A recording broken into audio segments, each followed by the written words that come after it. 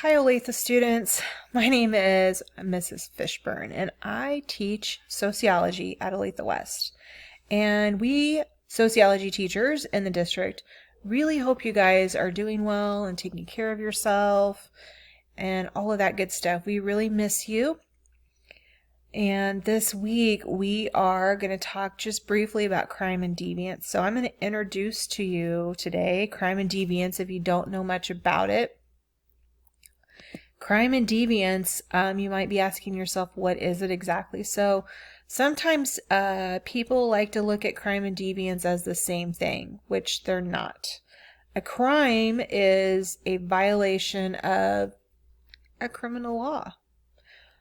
So it's like breaking the law.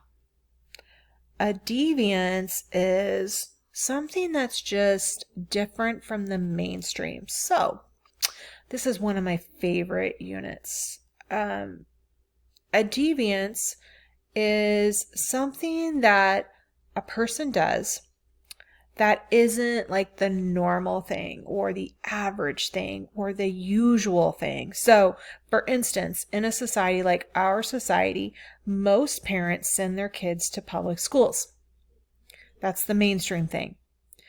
But other parents might choose to send their kids to like a private school or even like homeschool their kids, both of which are not negative and they're not bad, quote unquote, and they're not criminal. They're just a deviance from the mainstream. It's like a little shoot or a branch off of a tree. So with this topic, it is so interesting because there are so many different things we can talk about. We can look at theory and crime rates and inequalities in prisons and gangs and the death penalty and serial killers and all kinds of really interesting stuff. So with that, we're going to focus on a case study. And our case study for this week is going to be, ta-da! You might have guessed it, one of the most famous murderers / serial killers in our country's history, and definitely of the 1800s. This is Lizzie Borden, friends, and this is her home. She lived there with a sister and her dad and her stepmom.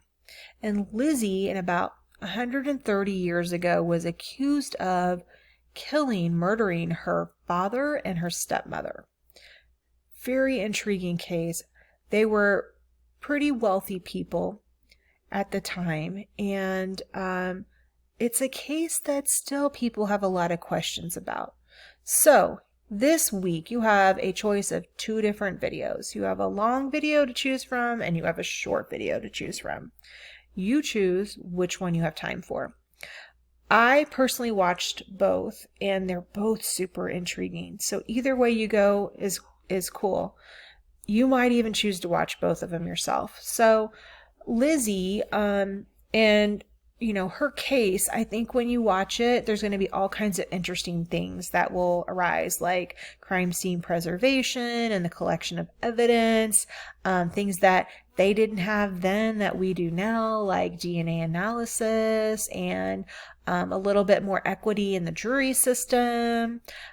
So as you watch the video, we would like for you to consider some questions about the case, and if the case were tried today, would the results be different or would they be the same?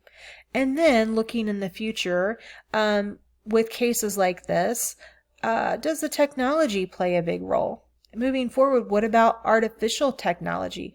What if at some point in the future we're just holograms in a courtroom? Kind of interesting. So anyway, we hope you enjoy this case study and this little intro to crime and deviance. Hope you're doing well and you guys have a great day. Bye.